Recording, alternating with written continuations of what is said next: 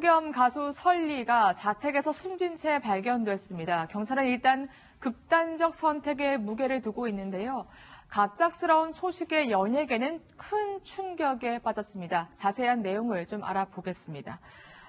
정말 충격이었어요. 일단 그리고 경찰이 부검을 하기로 했다면서요. 일단 아무래도 사인을 명확하게 밝히기 위해서 부검을 하기로 했다. 조금 전 소식이 전해왔습니다. 설리 씨 25살의 나이, 정말 꽃다운 나이에 숨졌는데요. 신고가 접수된 건 어제 오후 3시 반쯤이었습니다.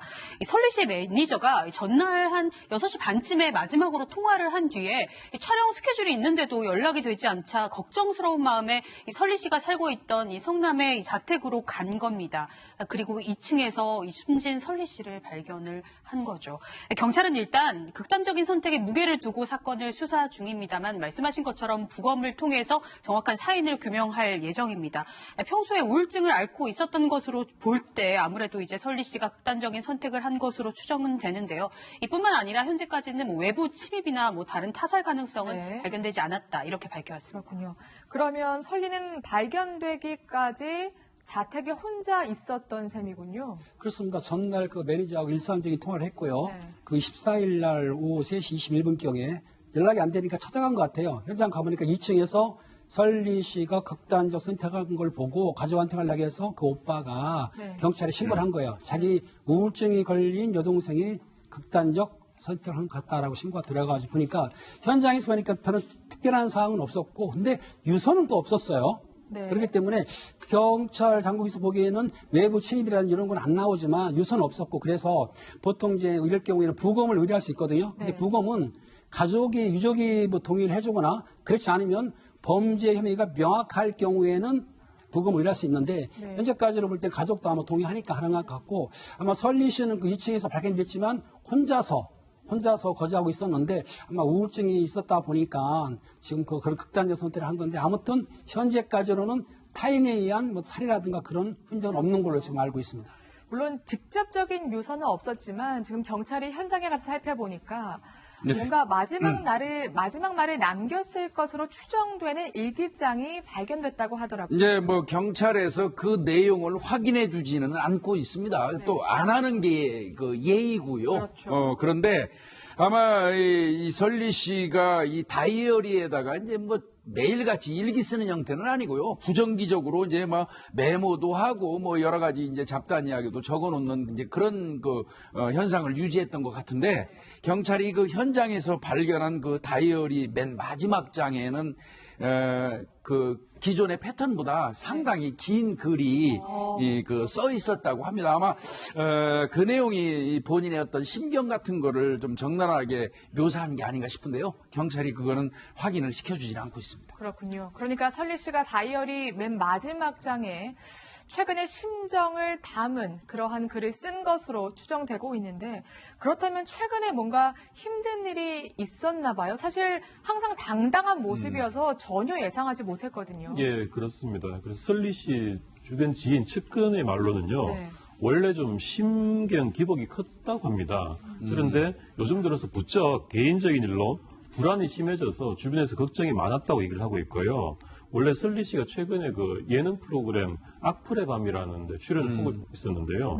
여기서도 하차를 할 준비를 하고 있었다는 걸 보니까 최근 심경에 큰 변화가 있을 만한 그런 상태가 아니었나 싶고요. 아무래도 좀 마음의 불안이 좀 극심해졌던 것 같습니다. 유족들의 말에 따르면 평소에 이제 우울증을 알아왔다고 하고요. 최근에 유독 좀 힘들어했다 이렇게 얘기를 하고 있는데요. 아무래도 뭐 나중에 얘기 나오겠지만 그 악플, 그 우울증의 한 원인이 되지 않았나 싶은 생각도 듭니다. 그렇군요. 뭐 가족들은 대충 우울증이나 이런 걸 알았다고 하지만 사실 팬들은 전혀 눈치채지 못한 게 전달만 해도 광고 촬영이나 이런 일정들을 다 소화했다고 하더라고요. 자기에게 주어진 일정은 정말 끝까지 최선을 다해서 책임감 있게 진행을 했기 때문에 팬들이 봤을 때는 전혀 정말 예기치 못한 일종의 사고였죠. 전날까지 광고 촬영을 한 것으로 알려졌는데요. 정상적으로 밝은 모습으로 미니백 브랜드 광고 촬영을 새벽까지 그 스케줄을 소화했다고 합니다. 그리고 다음날 숨진 채 발견됐기 때문에 더 충격을 더하고 있습니다. SNS 활동도 직전까지 굉장히 활발히 했습니다. 좋았습니다. 밝은 모습을 많이 보여주었는데요. 한 그 업체가 이 설리 씨가 굉장히 또 패셔니스타로 유명하고 또 그러다 보니까 이 선물을 가방 선물을 저렇게 보냈는데 고백받았다 이렇게 하면서 정말 감사한 마음을 저렇게 SNS에 표현하기도 했기 때문에 그 안타까움이 더해지는 것 같습니다. 저도 사실 저 SNS를 봤었는데 전혀 뭐 슬픈 티, 뭐 우울한 티가 나지 않아서 어제 소식이 굉장히 좀 급작스럽게 느껴졌습니다. 설리는 사실 아역 배우부터 시작을 했죠. 그래서 현재 25살인데 어엿한 데뷔 14년 차입니다. 최근에는 데뷔 14년을 자축하면서 예. 삶의 의지를 다지기도 했거든요. 그래서 네. 네. 맞습니다. 2019년 9월 5일 날 설리 씨가 쓴 그 이 손편지가 있어요. 이거를 인스타그램 그 계정에다가 올렸었거든요. 그 내용 보면은 막 이런 얘기 있더라고요. 그 비가 내리고 천둥이 치는 날인데 오늘이 제 데뷔 14년 차다. 정신없이 앞만 보고 이제 달려왔는데 매 순간 누구의 그 도움을 받고 살아왔고 그 덕분에 웃었고 용기를 낼 수 있었고 세상은 혼자 살아가는 게 아니라는 생각 들었다. 응원해주는 분들한테 항상 감사하다. 앞으로도 미운하거나 잘 좀 부탁한다. 뭐 이런 거 등등을 아주 꼼꼼하게 지금 나오네요. 저렇게 써서 올렸기 때문에 사실은 극단적인 선택하고 거리가 먼 내용이었지 않습니까? 그렇죠. 그래서 더 충격을 주고 있는 것 같습니다. 네, 저 편지를 다시 읽으면서 삶의 의지를 다시 다졌으면 어땠을까 이런 아쉬움도 남습니다. 지금 장례 절차도 곧 진행이 될 것 같은데 모두 비공개로 하기로 했다면서요? 예, 그렇습니다. 그 설리 씨의 소속사죠. 네. SM 엔터테인먼트 측이 공식 입장을 통해서 이 설리 씨의 모든 장례 절차를 비공개로 진행하기로 했다. 그 마지막 설리 씨의 가는 길이 아름다울 수 있도록 주변에서도 좀 도와달라 이런 입장을 밝혔습니다. 네, 이런 가운데요. 사실 악플이 살인을 한 셈이다 이런 표현들도 나오고 있습니다.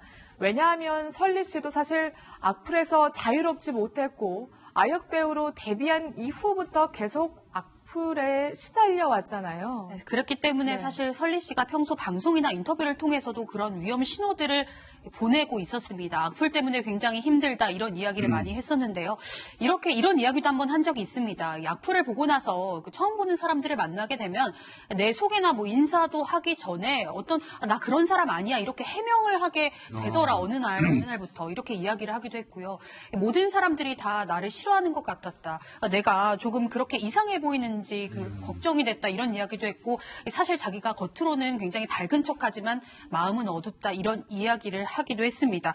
실제로 2014년에는 또 악성 댓글과 또 루머 때문에 잠시 활동 중단을 하기도 했었는데요. 법적 조치를 취하지 않은 건 아니었습니다. 과거에 굉장히 심한 악플이 달려서 고소를 했거든요. 그런데 설리 씨가 좀 마음이 좀 여렸던 것 같아요. 이 악플러를 좀 알고 보니까 명문대 다니는 동갑내기 학생이었던 거예요. 그래서 이 설리 씨가 이렇게 이야기를 했습니다. 선처를 하지 않으면 전과자로 전락하는 상황이었기 때문에 악플러지만 그 동갑내기 친구를 용서했다, 선처했다 이렇게 전하기도 했습니다. 네, 지금 외신에서도 설리의 사망 소식을 전하고 있는데요. 설리의 사망을 두고서 역시 악플로 고통받아서 숨졌다 이러한 보도를 이어가고 있습니다. 사실 저는 설리가 항상 밝은 모습을 보여왔기 때문에 악플에 대해서 이른바 쿨하게라고 하죠. 쿨하게 넘어가는 줄 알았는데 그게 아니었나 봐요. 그렇습니다. 악플에 대해서 쿨하게 넘어가기 쉽지 않습니다. 왜냐하면은 악플을 단다는 거는 그 유명 연예인이나 인기인들 그러면은 악플을 없애기 위해서는 그 네티즌의 비율을 맞춰야 되는데 자기 개성이라든지 할 말을 다 하게 되면은 그게 반대하는 사람들이 그걸 수용하는 게 아니고 글씨로 아니면은 악플을 달기 때문에 그걸 보게 되면은 상처를 입죠. 물론 그 상처를 드러내지 않고 겹겹이 쌓이다 보니까 그게 우울증이 될 수도 있고 거기에 못 견디면서 이렇게 극단적 선택을 하기 때문에 그렇다고 그래가지고 악플러들 모조리 다 고소할 수는 좀 쉽지 않을 것 같아요. 고소하게 되면 전과자는 되지만 실제적으로 그렇게 일일이 고소하다 보면 그 시간도 뺏길 뿐더러 또 자기의 인기 문제가 있기 때문에 일단은 본인의 냉정을 찾아가지고 좀 이렇게 그 악플러들을 이해하고 승리를 하겠지만 아무래도 감정상의 문제가 있어가지고 아마 거기에 충격이 많았기 때문에 안 달았다 하더라도 본인의 마음은 아마 그 우울증으로 연결돼가지고 이런 극단적 선택을 하게 된 것으로 보면 될 것 같습니다. 근데 악플이라는 게요, 아무리 이 단단한 마음을 가지고 대범한 사람이라고 하더라도요, 이게 지속되고 반복되면 그 주제나 이 화제 이거하고 관계없이 이제 어떤 쪽으로 가냐면 신변이라든지 가족이라든지 인신공격까지 한단 말이죠. 그게 지속적으로 그 반복되다 보면 이게 감정 컨트롤이 안 돼요. 사실은. 그래서 사실은 이 악플 쓰는 사람들 자체가 자신들의 어떤 욕구 불만을 타인을 비난하는 데 집중하는 사람들이거든요. 그런데 이게 사실 말씀드리면 총칼만 안 들었지 엄청난 공격행위입니다. 이거는 정말 명백히 범죄고요.